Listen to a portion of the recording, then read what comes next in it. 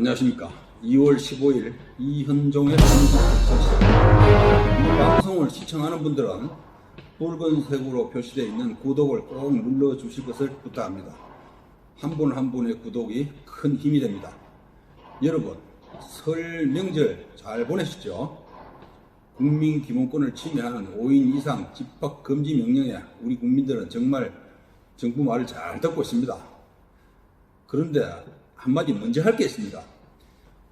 오늘 보니까 이 정부는 왜 코로나 백신으로 국민을 희망 고문하는지 모르겠습니다. 26일부터 맞는다면서 오늘 접종 계획을 거창하게 발표했습니다. 그게 무슨 사전 발표가 필요합니까? 아니, 정부 관계자들끼리 계획 세워서 실행하면 됩니다. 불과 몇 개 되지도 않는 것을 가지고 이상한 짓을 합니다. 백신이 들어오면 순서대로 맞으면 되는 거죠. 백신 확보가 안 됐다고 비난을 받으니까 선거 앞두고 마치 백신이 해결된 것처럼 그냥 떠들고 있습니다. 참 이상한 집단입니다. 국민 5천만 명이 2회 맞으려면 1억 명분이 필요한데 고작 몇십만 명분이 들어온다는데 그걸 가지고 생색내면서 호들갑을 떨고 있습니다. 그것도 들어와 봐야 하는 겁니다. 들어온다고 한 지가 언제입니까? 아주 국민을 가지고 놀고 있습니다. 지난번에는 백신 확보 못했다고 비판을 받으니까 어느 날 갑자기 문재인이가 밤새 모더나인가 어디 제약회사와 전화를 해서 하룻밤새 백신을 해결했다고 구란지 뭔지 쳤죠. 아니, 다국적 제약사에서 백신 전쟁 중에 우리나라 대통령이 전화한다고 어디 그들이 눈이라도 깜짝합니까?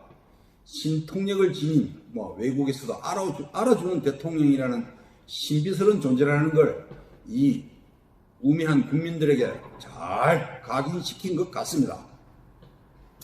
우리 국민들이 그리 어리석게 바보처럼 저들 눈에는 보이고 있습니다. 아니, 그렇게 취급하고 있다는 걸 이게 증명하는 겁니다. 이제 결혼하려는 사람들이 마치 애기 백일잔치, 돌잔치 어떻게 하겠다고 하는 것과 뭐가 다릅니까? 하도 기가 막히고 우라가 치밀어서 먼저 오늘 있었던 일을 잠깐 얘기했습니다. 지난 설 연휴와 관련된 얘기를 좀 해보겠습니다. 이번 설날에는 가족끼리도 모이지 못하게 하는 이런 조치에 항의하는 사람도 없는 온순한 국민입니다. 그래서 그렇게 어리석게 보이는지 모르겠습니다. 선진 외국에서는 감히 상상도 할 수 없는 조치입니다. 이런 국민을 상대로 하는데도 이 정권은 경제를 망조들게 해서 국민들 삶이 점점 더 어려워지고 있습니다. 저는 이번 연휴 기간에 그야말로 보통 사람들을 여러 접촉했습니다. 그야말로 정치에는 아무 관심이 없는 그런 사람들로서 그저 경제나 잘 돌아가기를 바라는 그저 그렇게 일상을 살아가는 사람들이었습니다. 그런데 이들도 지금의 경제 현실에는 불만이 너무 많습니다.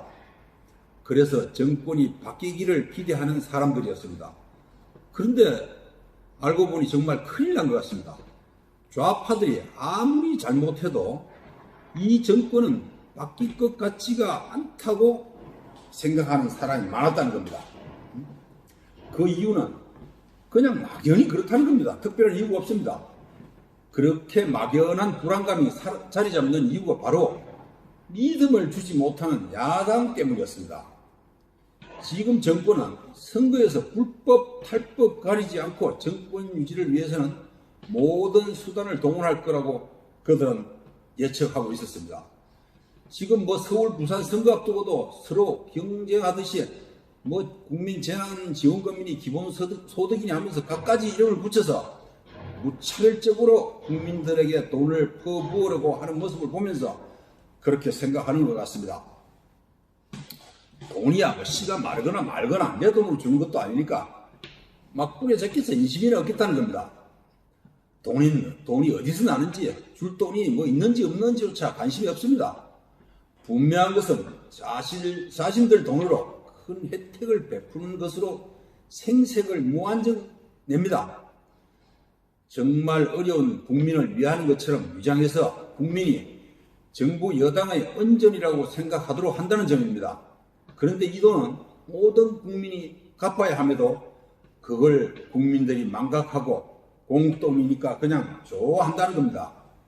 그런 심리를 이 좌파들은 철저히 파고들고 있습니다. 나라 망할까봐 걱정한다면 절대 이런 짓 못합니다. 삼척 동자도 아는 남미 베네수엘라가 겪고 있는 경제난을 보고 들으면서도 공돈이 아닌데도 국민들은 일단 공돈을 좋아합니다. 이런 엉터리 정책에 대해 야당인 국민의힘인지 지민지가 제대로 대처를 못하는 것 같습니다. 지금 그들의 실력과 도끼로는 여당의 이런 엉터리 독주를 막지 못한다는 겁니다. 그래서 아무리 지금 정부가 잘못해도 좌파들의 난동을 막지 못해 정권이 바뀌기는 어려울 것이라고 비관적으로 생각하고 있습니다. 왜 지금의 야당이 국민에게 믿음을 못 주는지 고민하는 흔적도 없습니다. 국민의 힘인지 지민지가 하는 꼴 봅시다. 아니, 김명수 사건이 언제 얘기인데 아직 고발 예정이라니, 고발을 검토한다느니 이러고 있습니다. 뭐 하는 짓거리입니까? 아니, 고발할 것 같으면 진작 해야죠. 뭔데 아직 검토 중입니까? 또 북한 원자력 발전소 지어준다는 문서가 유출됐다고, 폐기됐다고 난리가 난 거 있죠. 그거 어떻게 된 겁니까? 이런 것도 처음에 몇 번 며칠 떠들다가 어영부영 지나가고 있어요. 이 자들이 이러고도 선거에 이기기를 바랍니까? 이런 호재를 재생산을 못하고 있습니다. 그러니 국민이 믿지를 못하죠.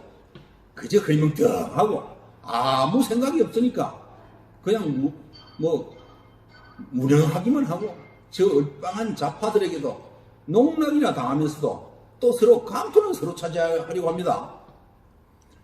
이번 지방선거에서 분위기가 좀 나아졌다고 하니까 국민들에게 신선한 기대감을 줄 인물은 찾아서 내놓지 못하고 옛날 그때 그 사람들이 서로 잘났다고 감투욕에 눈이 멀어서 머리가 터지도록 싸우고 있습니다. 이 부분에서는 하기야 더불어당도 마찬가지입니다. 그래서 신선한 인물이 필요한 겁니다. 똑같은 인물, 해잔병 같은 사람들이 상대를 인정하지 않고 나만 잘났다고 악의 다툼을 벌이고 있습니다. 또 왜 애국심은 저만 있습니까?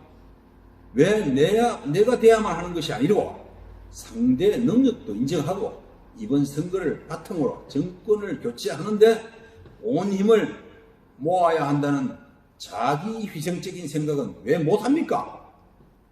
지금 야당의 형태와 사정으로 봐서는 앞으로 아무리 유능한 사람이 나타난다고 해도 제대로 된 상품으로 재포장하기가 어려울 것 같습니다. 모두가 저보다 잘난 놈이 싫은데 새로 나타난 사람을 그냥 봐주겠습니까? 그래서 새 인물이 혜성처럼 나타날 수 없는 풍토입니다. 인물이 없는 게 아니라 나타날 수 있는 풍토가 안 돼 있다는 겁니다.